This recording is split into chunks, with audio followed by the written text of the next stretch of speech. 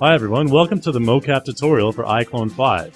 Here you're going to learn the basics about how to use the mocap plugin with iClone, as well as how to create your own unique motions from scratch by using your whole body. The mocap plugin with iClone lets you control your on-screen character by using your own body motion in real time. With the mocap plugin you can do tons of really cool actions, basically anything your body can do. You can interact with on-screen objects in real time using the iClone physics engine, and also use props in real time as well. On-screen controls make it easy to capture and save your own clips to your library. There's tons more to tell you, so let's get right into it. Before we get into the motion capture, let's start off with some tips for setting up your device. First, you'll want to make sure that your mocap device is on a level surface. If it's tilted left or right, you'll have to make further adjustments later. Next, you'll want to make sure that you have enough distance to work with. The recommended capture area for the average person is between 2.5 and 5 meters away from the mocap device. If you're doing an action where your hands will be up in the air, make sure to prepare extra space so that the camera will capture your whole body. If your hands leave the capture area, this will cause some jittering and limb misplacement. Also, make sure that you have enough room from side to side. Keep in mind as well that some of your actions may require you moving side to side, so if that's the case, you may want to step back a bit further. Basically, you'll be able to tell if you're in the capture area by looking at your silhouette in the mocap plugin window. Okay, so once you're done that, you'll want to first make sure that your mocap device is connected into your USB port, and that the plugin has been installed. Before you get started, here's a few optimization tips to be aware of. First, make sure your background and foreground are not cluttered, or else the device may accidentally detect random objects and mess up your capture. Lighting is important as well. Make sure that there is gentle lighting in the room with no bright lights or reflections, especially from the floor. A highly reflective floor can mess up your leg capture. Also, if your shoes are the same color as the floor, it may produce less than ideal results, although not always. First, I need to press connect on my plugin window. I want to select camera calibration. This will move the camera to the correct angle in case it's off vertically or horizontally. Certain mocap devices will automatically calibrate upon connection, so you won't need to use the camera calibration at all. Next, I'll just open up iClone here and make sure that I'm in the animation tab with my character selected, and then choose device mocap. You'll see here that whenever I click inside iClone, my plugin window will disappear. To correct this, I can simply double click on the plugin window to have it float over top of all the other windows while it's on. I've got the little picture-in-picture here so you can see how I set up myself. For now, I'm just going to select Connect on my iClone mocap tool, and then start my body calibration. To do this, I simply need to step back to a good distance of about 3 meters, then strike an H pose to make sure the plugin detects all of my body parts correctly. Just wait for the countdown, and boom, you're ready to go. I can start to preview my action right away by holding my hand over the preview button on the screen here. And that's it, a few easy steps from installation to character movement. The action might be a bit off at first, but I'll show you how you can refine it a bit. I'll walk around first to test out my action area. You can see that as I step side to side and back to back that my character is copying my movements. Notice however that my feet are sometimes floating off the ground when I walk as well, especially going backward and forward. This is because my floor detection is a little bit off, so I'll need to fool around with the floor detection settings to fix it. You might want to get a second person to adjust the sliders for you in real time to quicken the process. I'm first adjusting the height here. Notice how my character's distance from the ground will now change. I can set that for this distance from the camera, but I'll also want to walk back and forth to see if the height is good for those distances as well. When you walk back and forth, you'll want to adjust the back and forth floor rotation slider. Try to get this at an ideal setting for your particular capture. You'll likely have to use a combination of both if your character experiences floating with certain motions.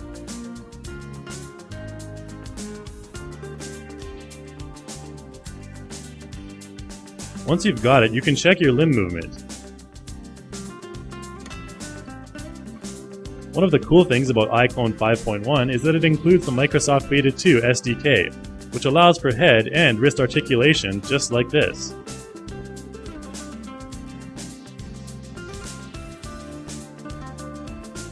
There's also an option for mirror movement. Notice here that mirror movement is currently not on. When I move my right or left arm, Chuck will do so with his right or left arm as well. Now in this capture, you can see that mirror is toggled on, and now it's like I'm looking in a mirror. So when I move my left arm, Chuck's right arm will move. The same thing goes for the other arm and the legs as well. Okay, so up until now we've had something called knee constraint on. This option does a lot to prevent foot sliding, especially when you're twisting your character's upper body like this. Without knee constraint on, your feet will sort of just slide in the same direction that your upper body is facing. Now take a look at what happens when I put knee constraint on. Instead of foot sliding, my character will exhibit a more natural squatting action with less sliding on the feet. This feature is really essential for creating more realistic ground movement. Another exciting option with the mocap plugin is the motion smoother function. This is used mainly for when you need to do a fast motion such as a punch, or a slow motion like an idle or subtle movement. Notice now that the smoother level is at 0. However, I'm doing some really fast actions, so there isn't much need for the mocap tool to smooth out any jitters on my character.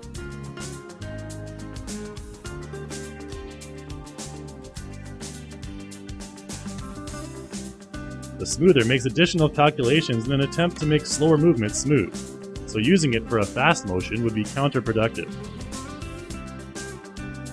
Right now, I put my smoother level up a bit higher, because as you can see, I'm doing some more subtle gesture motions. And there's not too much action going on, and I'm focusing on one or two parts of my body with slow movement, the smoother works the best. If your character is experiencing small jitters, increasing the smoother slider value will help to alleviate this problem.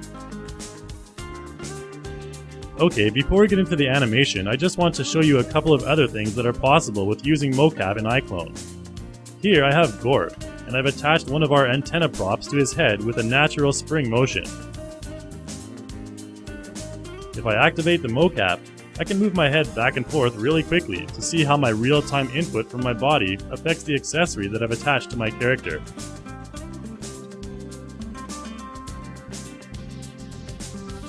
Another thing I can do is attach particle effects to body parts, like I've done here with my character's hand.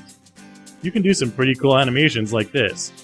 And it's all with real-time input, so no animation is required on your part. If you want to interact with physics objects in real time, first you need to make sure that you have a character with physics dummies built into its body like I have here.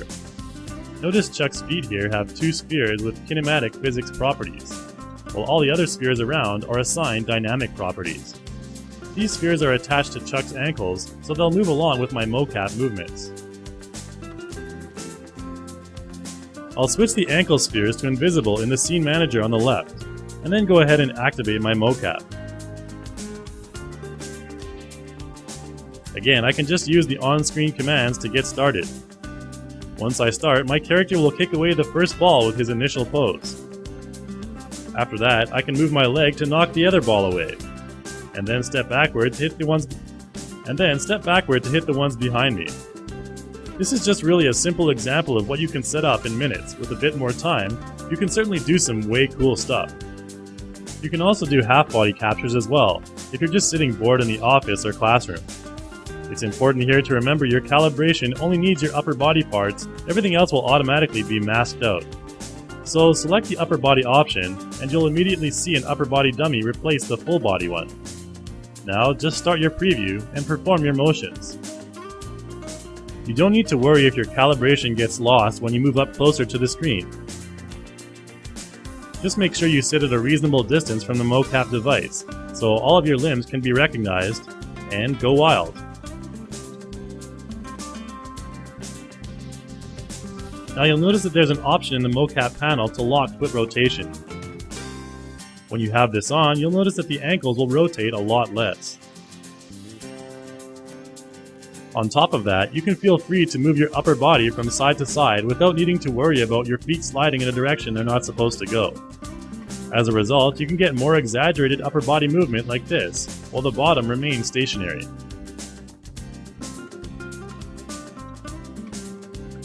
Okay, the last thing I'm going to show you is how to combine a puppet motion with your mocap by using masking. first what you want to do is get a puppet motion ready like I've done here with this cool walking motion. Notice though that I'm masking out the arms so they won't move at all. This is because I'm going to do the arm motion using mocap. Once I finish recording, I'm going to go ahead and open my device mocap. Now this time in the mocap panel, I'm going to make sure that the body is masked out, but the arms and head are not this time.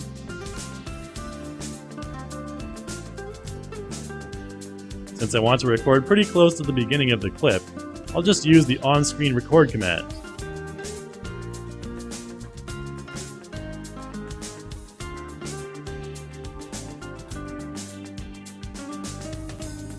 Okay, so now I'm recording, and you can see that I'm actually just standing still and moving my arms in a cheering motion, as well as tilting my head from side to side slightly. Don't worry about the character hands right now, we'll fix that momentarily. Alright, so now I'll open up my timeline, and I want to open the motion track for Chuck specifically. You'll see that iClone has combined my two motion inputs into one single clip.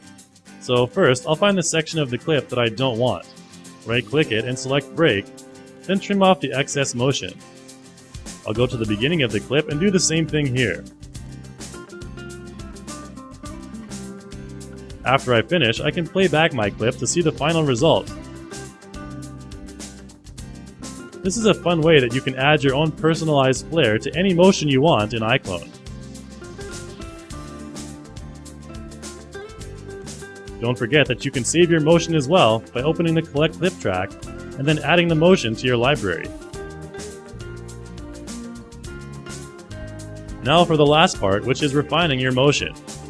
You'll notice that my character's hands were sort of open, so what I can do to adjust this is simply go to the correct parts of my clip and use the motion layer editor to turn my hands into fists at different times during the clip, so it looks like Chuck is doing a fist pump.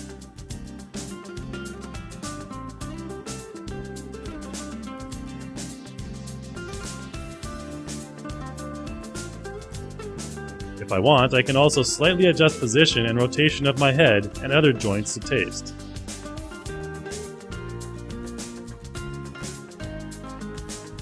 Well, that's about it for this mocap tutorial. Time to get up off the computer chair and go make your own motions.